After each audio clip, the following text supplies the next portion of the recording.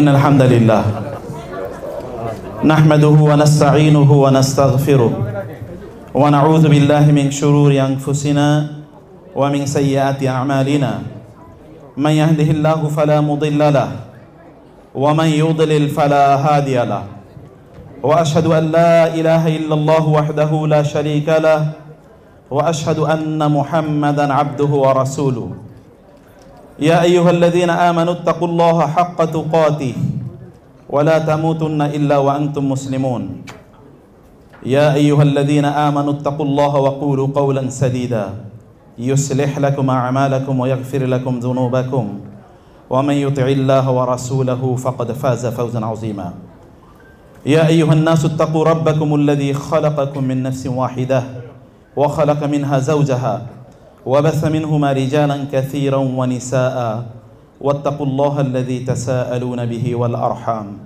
إن الله كان عليكم رقيبا يا أيها الذين آمنوا اتقوا الله وقولوا قولا سديدا يصلح لكم أعمالكم ويغفر لكم ذنوبكم ومن يطع الله ورسوله فقد فاز فوزا عظيما أما بعد فإن أصدق الحديث كتاب الله وخير الهدي هدي محمد صلى الله عليه وسلم وشر الأمور محدثاتها وكل محدثة بدعة وكل بدعة ضلالة وكل ضلالة في النار أما بعد فقد قال الله سبحانه وتعالى في القرآن المجيد وفرقانه الحميد أعوذ بالله من الشيطان الرجيم بسم الله الرحمن الرحيم ومن آياته أن خلق لكم من أنفسكم أزواجا لتسكنوا إليها وجعل بينكم مودة ورحمة وقال سبحانه وتعالى يا أيها الناس إنا خلقناكم من ذكر وأنثى وجعلناكم شعوبا وقبائل لتعارفوا إن أكرمكم عند الله أتقاكم إن الله عليم خبير وقال النبي صلى الله عليه وسلم النكاح من سنتي فمن رغب عن سنتي فليس مني وقال في حديث آخر يا معشر الشباب من استطاع منكم الباءة فليتزوج ومن لم يستطع فعليه بالصوم فإنه له وجا সম্মানিত উপস্থিতি খুতবা শেষ এরপরের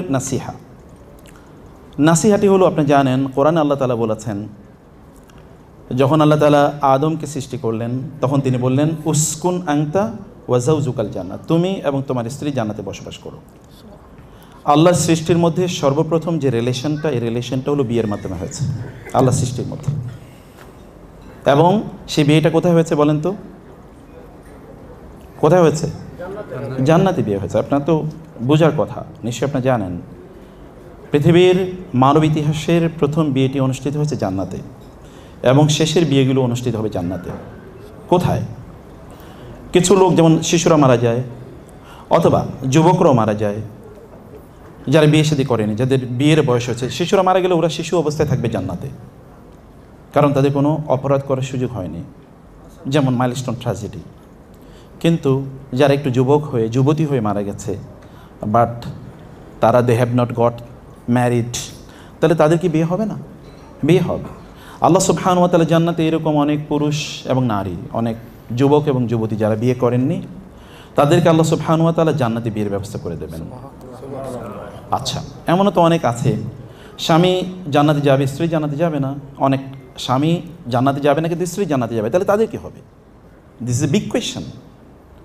তাই না তাহলে তাদের কী হবে আল্লাহ সুবহানাহু ওয়া তাআলা কোরআনে বলেছেন ওয়াজাওয়াজনাহুম বিহুরিন আইন আপনি যে হুরের কথা শোনাচ্ছেন না হুর is not always necessarily female কেবলমাত্র ফিমেলের ভার্সন না এটা মেল ভার্সনও আছে যে সকল নারীরা জানাতে যাবেন কিন্তু তাদের স্বামীরা জানাতে যাবেন না মেনি রিজনস আর দেয়ার তো তাইলে আল্লাহ সুবহানাহু ওয়া তাআলা জান্নাতে আপনি যেমন চাইবেন এইরকম একজন পুরুষ আপনার জন্য তৈরি করবেন আপনি যেমন চাইবেন এবং তার সাথে আপনি বিয়ের ব্যবস্থা করে দেবেন আল্লাহ তাআলা কোরআনে বলেছেন ওয়াজাওয়াজনাহুম বিহুরিন আইন আবার the same is applicable for the men যারা জান্নাতে যাবে কিন্তু তাদের উইমেনরা বা তাদের স্ত্রীরা জান্নাতে যাবে না so it started in paradise in the Jannah and it will end in the Jannah ফলে পুরো আয়োজনটা একটা জান্নাতি আয়োজন পুরো আয়োজনটা কি একটা জান্নাতি আয়োজন কিন্তু আপনারা কেন খ্রিস্টানদের এবং ইহুদিদের আয়োজন আপনারা কেন ইম্পোর্ট করেন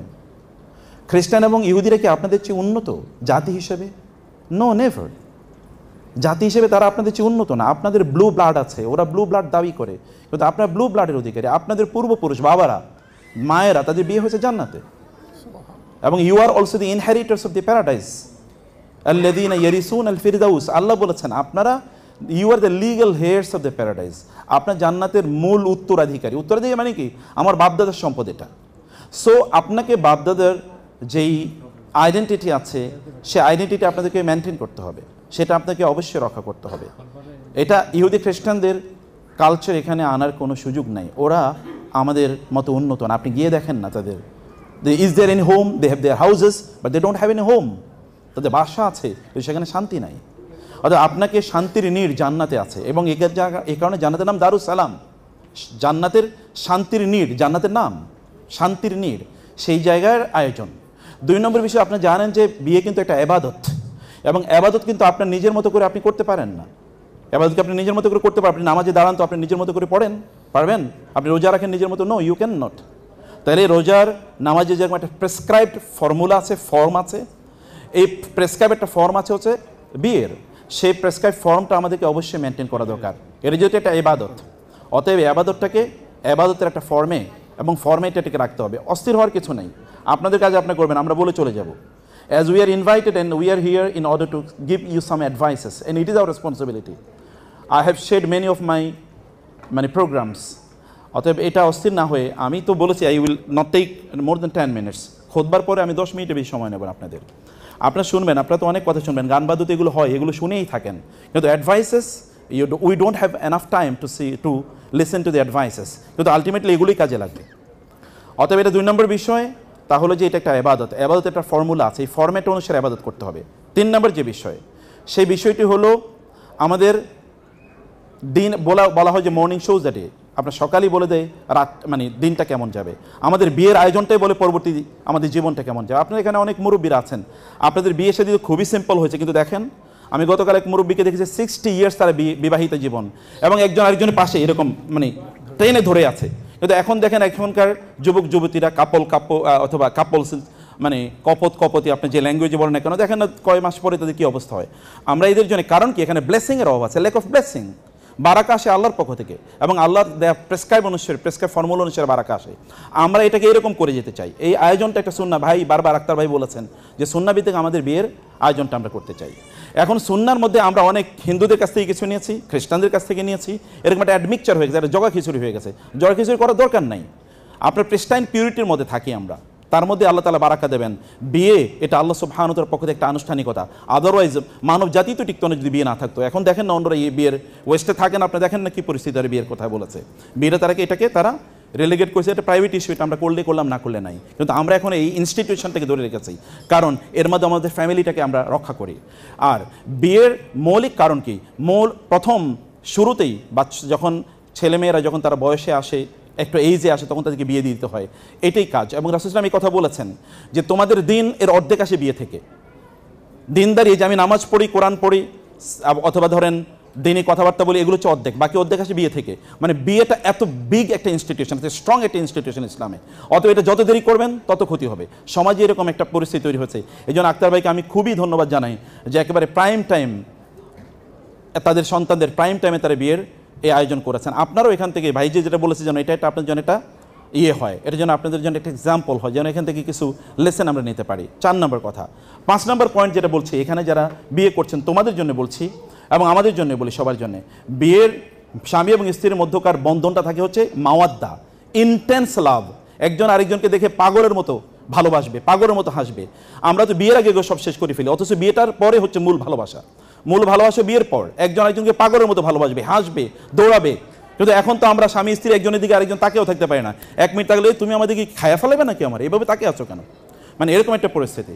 2-3 মিনিট আমরা কথা বলতে পারি না, এর আগে আমাদের ঘন্টার পর ঘন্টা কথা যায়।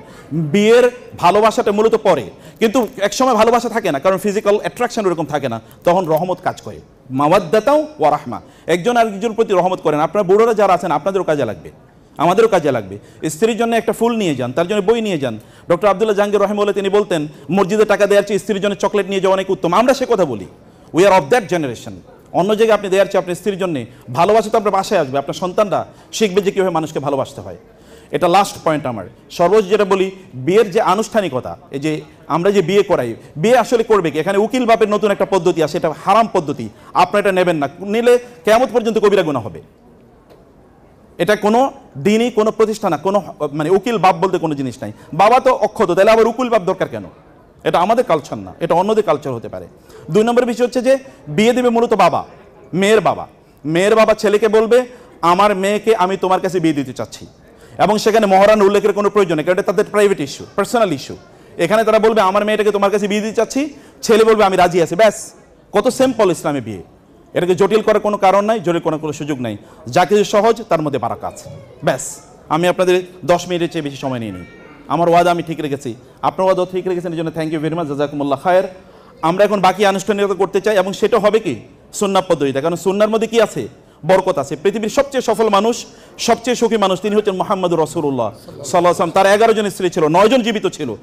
9 জন স্ত্রী প্রতি মুহূর্তে বলেছেন এই রকম মানুষ পৃথিবীতে হতে পারে না। আর আমাদের একজন স্ত্রীকে আমরা সন্তুষ্ট করতে পারি না, প্রতিদিনই বাসায় একটু পরে করে যাই, কারণ স্ত্রীর চেহারাটা যদি দেখি তাহলে প্রতিদিন একটু বাসায়। আপনি দেখেন না, আমিও তো একজন স্বামী, আমি তো জানি, আমার 4 বোন আছে, আই নো দি স্টোরিজ। এবং প্রতিদিন কত শত গল্প ঘটনা আমাদের কাছে আসে, এগুলো যদি লিখি তাহলে এরকম মানে এনসাইক্লোপিডিয়া হয়ে যাবে। তো সেটাই আমাদের সত্যিকার অর্থে বিয়েটা হবে বাবা, মানে ছেলের বাবা, মেয়ের বাবা ছেলের কাছে মেয়েকে বিয়ে দেবেন। এখানে মেয়ের উপস্থিতিরও কোনো প্রয়োজন, এই যে আমরা যে আনুষ্ঠানিকতা করেছি না, এর কোনো প্রয়োজন নাই। বিয়ে দেবেন কে? মেয়ের বাবা বিয়ে দেবেন, বলবেন আমার মেয়েকে আমি তোমার কাছে দিয়ে দিচ্ছি, এবং তখন ছেলে বলবে যে আমি রাজি আছি। এটা কত বিগ একটা ইনস্টিটিউশন, বলে স্টার্টেড ইন দ্য প্যারাডাইস, জান্নাতে এটা শুরু হয়েছে। এবং আদম আলাইহিস সালাতু ওয়াস সালাম এর এবং হাওয়ার ভালোবাসাটা দেখেন, একজন আরেকজনকে না পেয়ে কি পরিমাণ কেঁদেছে। এটা তো এখন খুবই ভালোবাসা, আর একজন আরেকজনকে দেখলে এখন কাঁদি, তারই দেখলাম আজকে বুঝি দিনটাই খারাপ যাবে, এরকম একটা পরিস্থিতি। আল্লাহ সুবহানাহু ওয়া তাআলা আমাদের এই বিয়েটাকে যেন বারাকাপূর্ণ করে দেন। আমি সুন্নাহ মোতাবেক দোয়া করব, সুন্নাহর বাইরে আমি কোনো কাজ করব না, এটা আক্তার ভাই তো জানেন, এবং ওই বারবার এই কথা বলেছেন উনি, এই জন্য I am very much indebted to him যে তিনি এই কথাটি বলেছেন।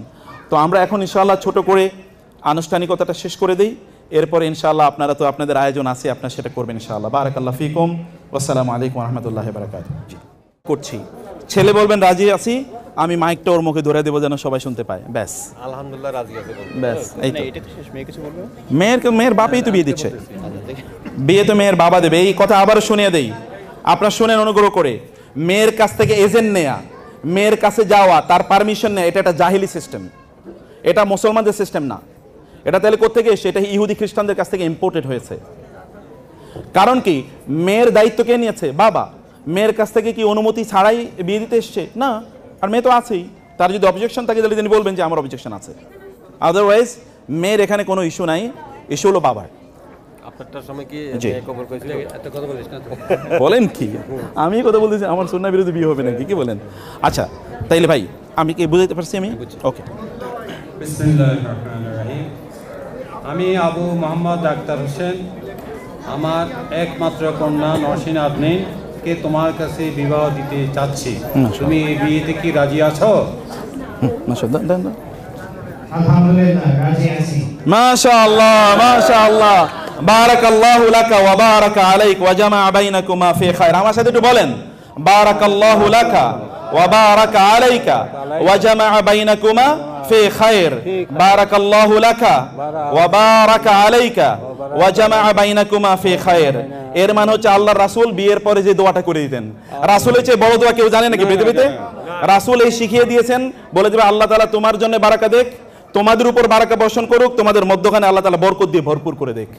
এই দোয়া আসলে আমিও তোমার সাথে ঠিক করি। মাশাআল্লাহ, উনি আমার কিন্তু খুব বন্ধু, ক্লোজ। মাশাআল্লাহ। কই খেজুর কোথায়?